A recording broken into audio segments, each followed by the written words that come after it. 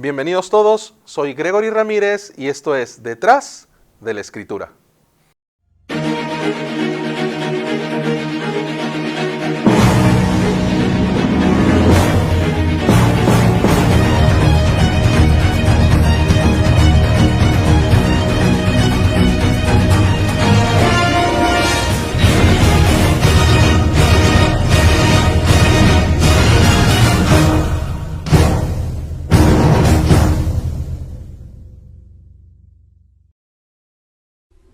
En nuestra tercera sesión vamos a hablar acerca del atrio del tabernáculo.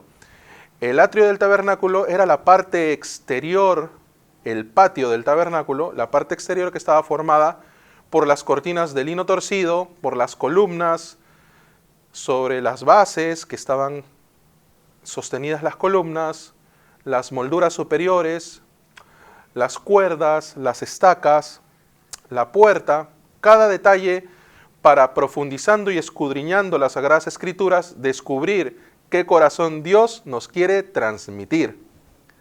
Siempre el tabernáculo es la sombra de nuestro Señor Jesucristo, y el atrio del tabernáculo no es la excepción. Vamos a descubrir a Jesucristo a través de él. El atrio del tabernáculo aparece en Éxodo capítulo 27, los versículos del 9 al 13. Se menciona: asimismo harás el atrio del tabernáculo. Al lado meridional, al sur, tendrá el atrio cortinas de lino torcido, de 100 codos de longitud para un lado. Sus 20 columnas y sus 20 basas serán de bronce, los capiteles de las columnas y sus molduras de plata. De la misma manera, al lado del norte habrá a lo largo cortinas de 100 codos de longitud y sus 20 columnas con sus 20 basas de bronce, los capiteles de sus columnas y sus molduras de plata. El ancho del atrio del lado occidental tendrá cortinas de 50 codos, sus columnas 10 con sus 10 basas. Y en el ancho del atrio por el lado del oriente, al este, habrá 50 codos. Entonces, claramente, en Éxodo 27 se menciona los detalles del atrio del tabernáculo, las cortinas, las columnas y todo lo relacionado en términos de medidas para poder transmitirnos cuál es el corazón que Dios quiere mostrarnos.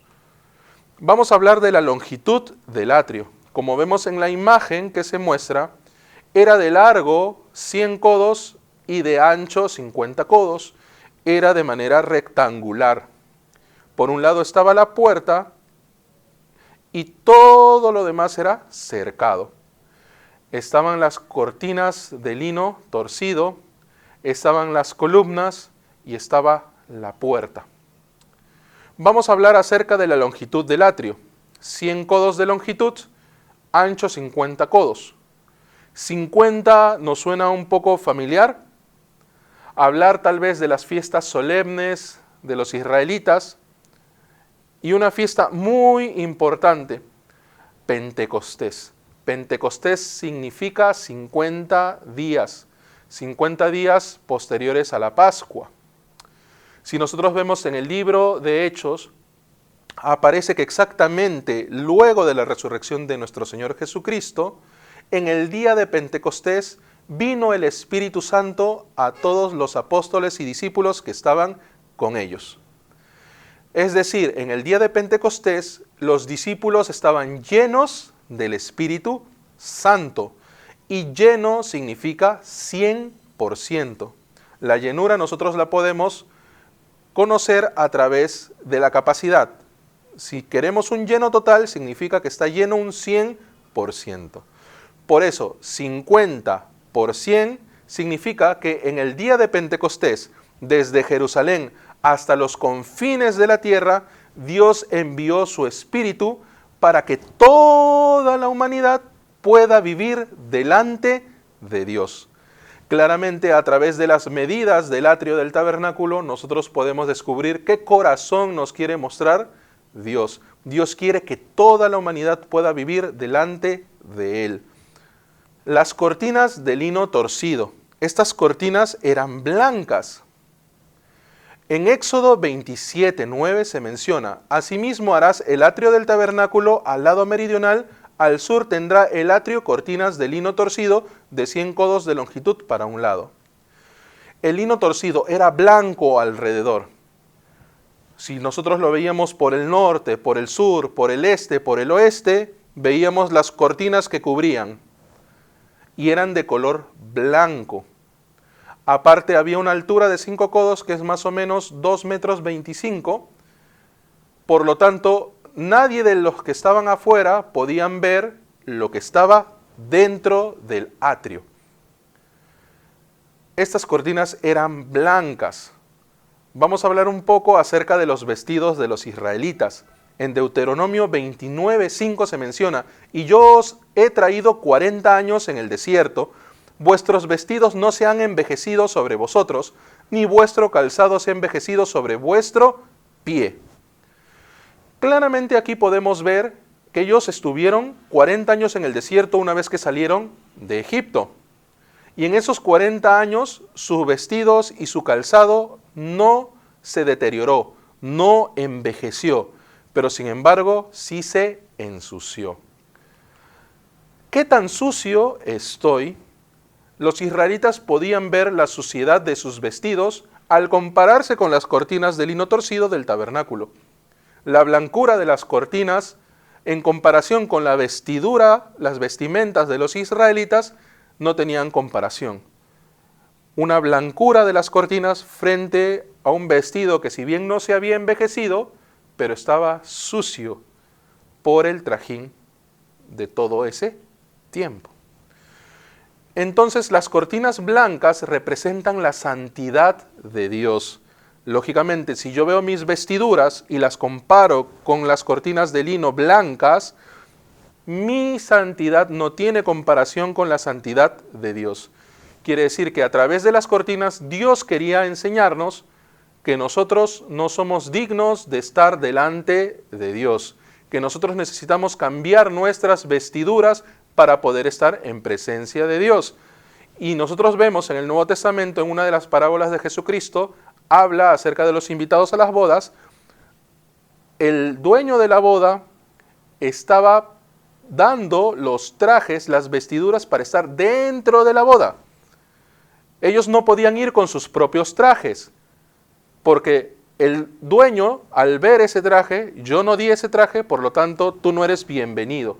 Para poder participar de las bodas, para poder estar en presencia de Dios, yo tenía que recibir el traje que el dueño me daba.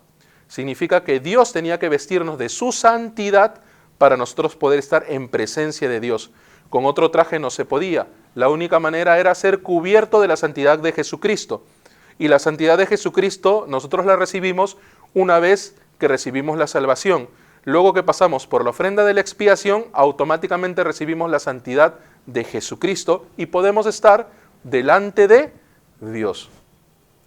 Por eso es que las vestimentas de los israelitas frente a las cortinas de lino torcido blancas no tenían comparación. El corazón de Dios era mostrar mi suciedad delante de Dios con mi propia vestidura, con mi propia justicia. Yo no puedo estar delante de Dios. Por eso yo necesito recibir la justicia de Dios para poder estar delante de Dios. Ese es el corazón que Dios nos quiere transmitir a través de las cortinas de lino torcido de color blanco. ¿Quién podía entrar? Los sacerdotes levitas que servían a Dios en el tabernáculo. Ellos tenían unas vestiduras de lino del mismo material de las cortinas blancas, pero ellos al momento de realizar los sacrificios podían mancharse. Ellos podían mancharse. Y si se manchaban y entraban en el lugar santo, en el lugar santísimo, morían. Porque sucio no puede estar en presencia de Dios.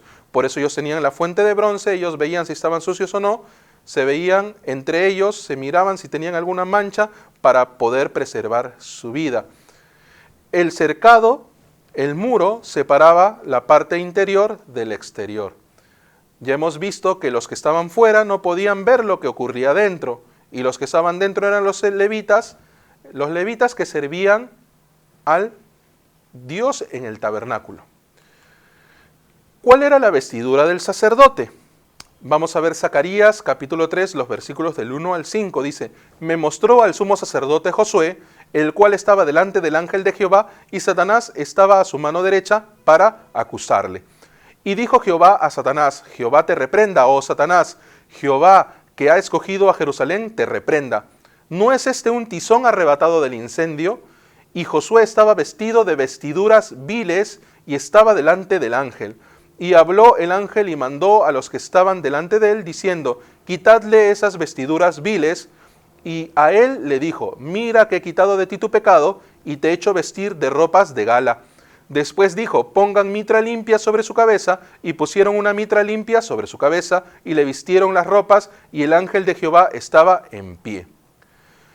Aquí se menciona el sumo sacerdote. El sumo sacerdote podía estar dentro del tabernáculo, y por más que sus vestiduras de lino eran blancas, eran limpias, cuando se lee este pasaje, nos llama mucho la atención que se mencione que estaba vestido de vestiduras viles y estaba delante del ángel.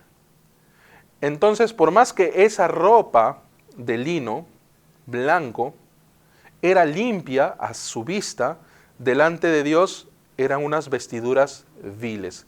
Porque estas vestiduras son sombra de las figuras venideras, como se menciona en Hebreos, en el libro de Hebreos. Estas vestiduras blancas es sombra de la justicia de Jesucristo que vendría a nosotros a través de la obra redentora y perfecta de nuestro Señor Jesucristo. Por eso, a través de la justicia humana, el sacerdote no podía estar en presencia de Dios. Por eso Dios le dice que son vestiduras viles y que nos da ropa de gala. Esa ropa de gala es la justicia de Dios. Lo santo se separa de lo sucio a través del muro del tabernáculo, que hace una separación entre los que están fuera del tabernáculo y los que están dentro.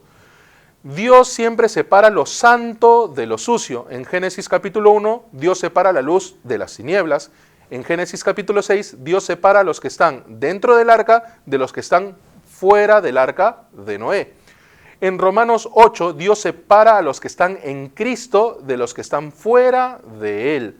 Dios no permite que se mezcle lo santo con lo sucio.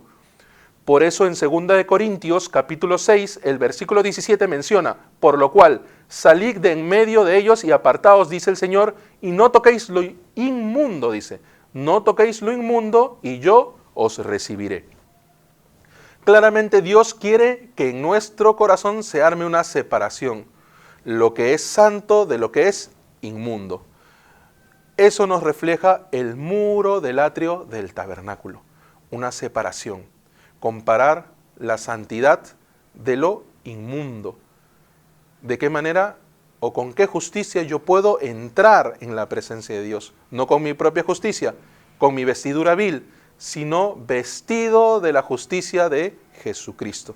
Y la justicia de Jesucristo se da recibiendo la salvación, recibiendo la obra redentora de Jesucristo en la cruz, una obra perfecta. La cortina blanca de lino torcido representa a Jesucristo. En Romanos 10, del 1 al 4 dice, hermanos, ciertamente el anhelo de mi corazón y mi oración a Dios por Israel es para salvación, porque yo les doy testimonio de que tienen celo de Dios, pero no conforme a ciencia, porque ignorando la justicia de Dios y procurando establecer la suya propia, no se han sujetado a la justicia de Dios, porque el fin de la ley es Cristo para justicia a todo aquel que cree. Entonces claramente en Romanos capítulo 10 se menciona la diferencia entre la justicia del hombre y la justicia de Dios. No es lo mismo, hace una diferencia. En Isaías 1, el versículo 12 se menciona, ¿quién demanda esto de vuestras manos cuando venís a presentaros delante de mí para hollar mis atrios? Hollar significa ensuciar, corromper. Entonces el atrio del tabernáculo hace referencia al tribunal de Dios. Frente al tribunal de Dios nuestro corazón es descubierto. ¿Eres justo o eres pecador? ¿Eres limpio o eres inmundo? Solamente el que es justo, el que es limpio delante de Dios, puede entrar en presencia de Dios, puede entrar en el tabernáculo. Lo inmundo se queda fuera. Ese es el corazón que nos quiere mostrar Dios a través del atrio. ¿Cuáles son los materiales del atrio? Nosotros podemos ver en la imagen, aparece las columnas, ya hemos hablado de las cortinas de lino torcido, aparece la base de bronce en la parte inferior, luego viene la columna y luego viene el capitel y la moldura de plata. Vamos a hablar un poco más a detalle de cada una de estas partes. La base de bronce. En Éxodo 27:9 se menciona sus 20 columnas y sus 20 basas serán de bronce, los capiteles de las columnas y sus molduras de plata. ¿Cuál era el objetivo de la base de bronce? La base de bronce soportaba la columna en la tierra arenosa. Recuerden que el tabernáculo era erigido en el desierto. Por lo tanto, las columnas, para estar fijas en esa tierra arenosa, necesitaban de una base de bronce. Habían 60 columnas y por lo tanto 60 basas de bronce. La base de bronce ayuda a mantener firme la columna. Sabemos nosotros que el bronce simboliza el juicio de Dios. Vamos a ver algunos ejemplos acerca del bronce que representa el juicio de Dios.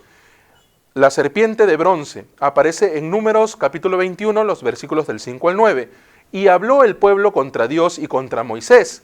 ¿Por qué nos hiciste subir de Egipto para que muramos en este desierto? Pues no hay pan ni agua y nuestra alma tiene fastidio de este pan tan liviano. Y Jehová envió entre el pueblo serpientes ardientes que mordían al pueblo y murió mucho pueblo de Israel. Entonces el pueblo vino a Moisés y dijo, hemos pecado por haber hablado contra Jehová y contra ti, ruega a Jehová que quite de nosotros estas serpientes. Y Moisés oró por el pueblo y Jehová dijo a Moisés, hazte una serpiente ardiente y ponla sobre un asta, y cualquiera que fuere mordido y mirare a ella, vivirá. Y Moisés hizo una serpiente de bronce y la puso sobre una asta, y cuando alguna serpiente mordía a alguno, miraba la serpiente de bronce y vivía. Aquí claramente se nos muestra la serpiente de bronce. El pueblo murmuraba contra Moisés, y Dios mandó serpientes ardientes, mordían al pueblo y morían. El pueblo quería que estas serpientes sean quitadas, pero Moisés oró y Dios, en lugar de quitarlas, añadió una serpiente más. Esta era de bronce colocada sobre una asta. No significa que el pueblo no era mordido. Si uno era mordido y miraba la serpiente de bronce, pasaba por el juicio de Dios, por lo tanto podía vivir. Quiere decir de que el bronce soporta el juicio de Dios. Si nosotros vemos San Juan capítulo 3, los versículos 14 y 15, dice, y como Moisés levantó la serpiente en el desierto, así es necesario que el Hijo del Hombre sea levantado para que todo aquel que en él cree no se pierda, mas tenga vida eterna.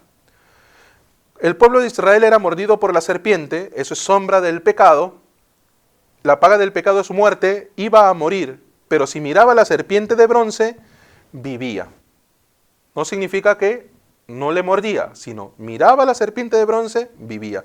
De la misma manera, nosotros, a consecuencia del pecado, estamos apartados de Dios, y la paga del pecado es muerte, estar apartados de Dios eternamente, pero si miramos la cruz de Jesucristo, si miramos la obra redentora que se cumplió a través de la cruz de Jesucristo, nosotros somos justos y salvos delante de Dios, esa mortandad ya no nos afecta.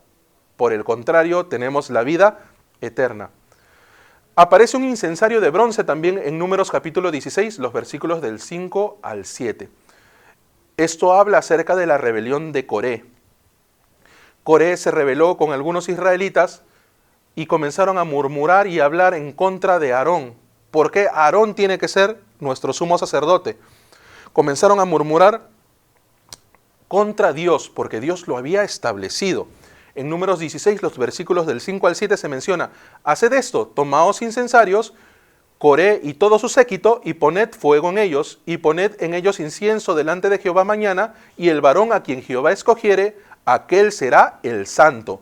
Esto os baste, hijos de Leví. En los versículos 32 al 35 se menciona, abrió la tierra su boca y los tragó a ellos, a sus casas, a todos los hombres de Coré y a todos sus bienes. Y ellos con todo lo que tenían descendieron vivos al Seol, y los cubrió la tierra y perecieron de en medio de la congregación. y todo Israel, los que estaban en derredor de ellos, huyeron al grito de ellos porque decían, no nos trague también la tierra.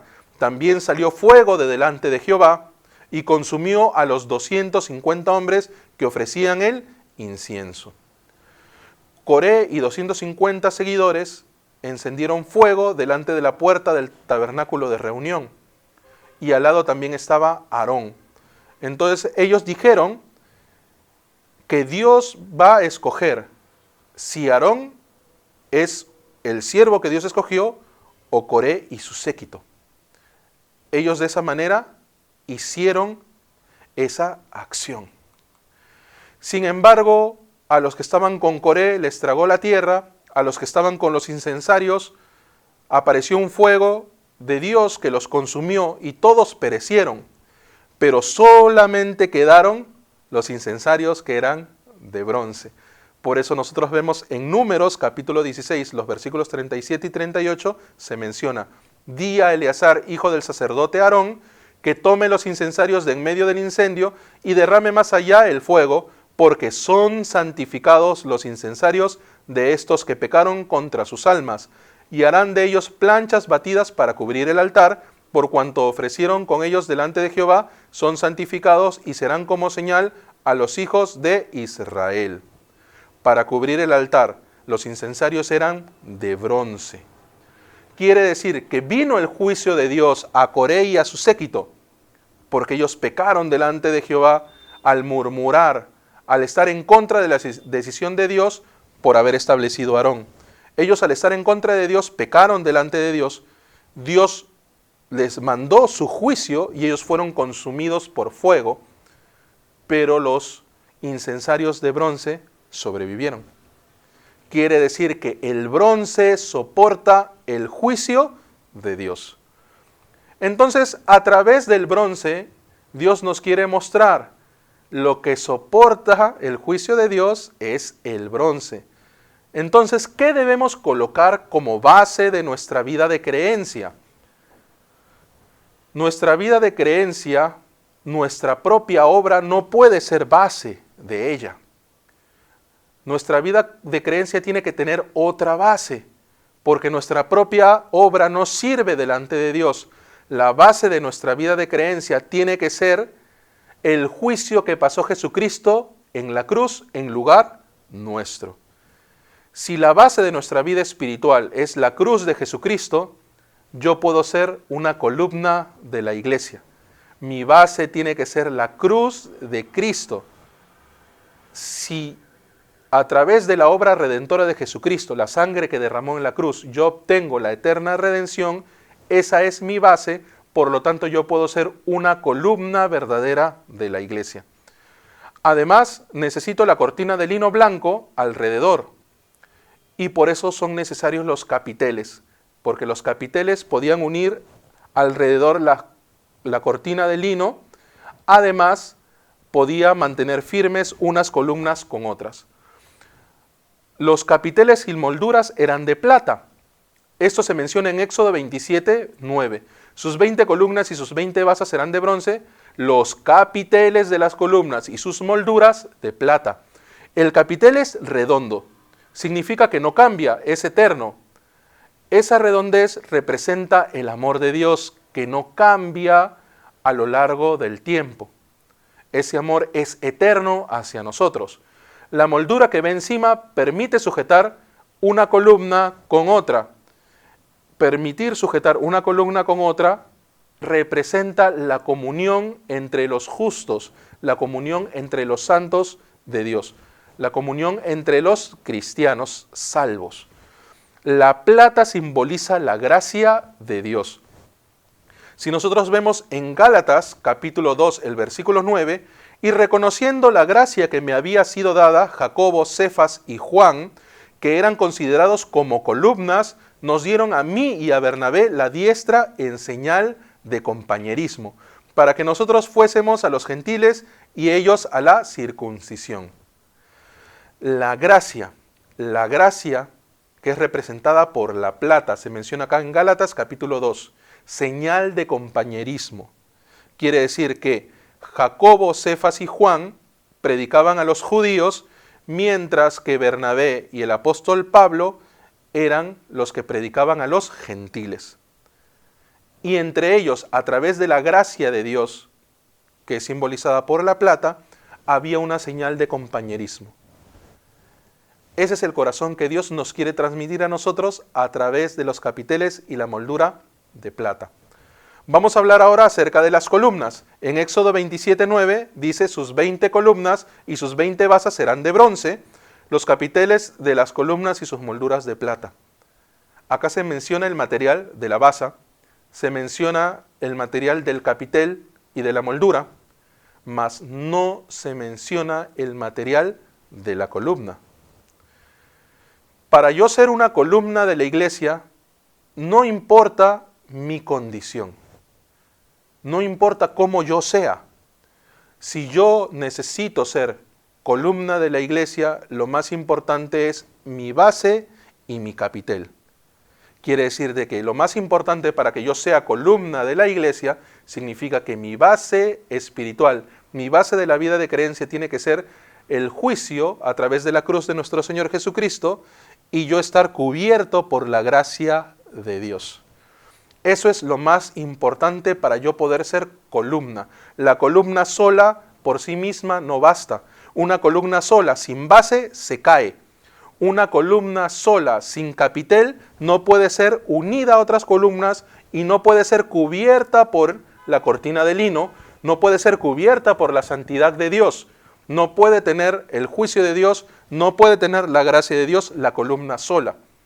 Para que la columna sirva como tal, necesita una buena base, necesita el capitel, necesita la santidad del lino, de la cortina de lino, y necesita además las cuerdas y las estacas. La columna por sí misma no puede hacer absolutamente nada. De la misma manera nosotros no podemos hacer absolutamente nada delante de Dios si no tenemos como base a nuestro Señor Jesucristo y el juicio que pasó en la cruz. Si no tenemos la gracia de Dios, si no tenemos la santidad de Dios, no podemos hacer absolutamente nada delante de Dios. Dios colocó columnas en la iglesia con el corazón vacío para que Dios mismo las pueda llenar con su propio corazón. La columna no es útil por ser de oro, de plata, de madera de acacia o de cualquier material, sino por ser moldeada por Dios para su propósito. Por eso, si yo quiero ser columna de la iglesia, yo tengo que ser moldeado por Dios, por la cruz, por la gracia, por la santidad. Si yo no tengo todas esas cosas juntas, yo no puedo servir como columna de la iglesia. Vamos a hablar acerca de las estacas. En Éxodo 38:20 se menciona: todas las estacas del tabernáculo y del atrio alrededor eran de bronce. Las estacas estaban clavadas en la tierra. La mitad de la estaca estaba bajo tierra y la otra mitad estaba fuera de la tierra. Y estaba atada a ellos la cuerda unida al capitel de la columna. Esto significa que si venía un viento, los mantenía firmes y las columnas no podían caerse. Como hablamos hace un momento, una columna sola, sin el capitel, sin la base, viene el viento y cae. No puede ser absolutamente nada. El hecho de que la estaca, la mitad esté bajo la tierra y la otra mitad esté encima de la tierra, representa a la muerte y resurrección de nuestro Señor Jesucristo. Sin ambas no puede haber la salvación. Sin ambas no puede existir el cristianismo, porque la base del cristianismo, el evangelio, es la muerte y resurrección de nuestro Señor Jesucristo. Porque con la resurrección vino a nosotros la justicia de Dios. Sin muerte y resurrección no puede existir la salvación, no puede haber justicia de Dios, no puede existir cristianismo. Por eso es necesario que ambas estén. El evangelio, la muerte y resurrección de nuestro Señor Jesucristo. Finalmente vamos a hablar acerca de las cuerdas. En Éxodo 35:18, las estacas del tabernáculo y las estacas del atrio y sus cuerdas. Las estacas son atadas a las cuerdas para que ayuden a las columnas a estar firmes. Aunque llegue el viento, estas no se mueven. La columna por sí misma no vale. necesita la base, el capitel, la cuerda y la estaca. Quiere decir que, ya habíamos hablado, la cruz de nuestro Señor Jesucristo como base de la vida espiritual, la gracia de Dios cubriendo la columna, la cortina de lino torcido, la santidad de Dios rodeándonos a nosotros, la cuerda que se menciona unida a la estaca representa la muerte y resurrección de nuestro Señor Jesucristo, y ahora la cuerda representa el amor de nuestro Señor Jesucristo. En Oseas capítulo 11, el versículo 4 dice, con cuerdas humanas los atraje, con cuerdas de amor, y fui para ellos como los que alzan el yugo sobre su cerviz, y puse delante de ellos la comida. Significa que las cuerdas representan el amor de Cristo hacia nosotros.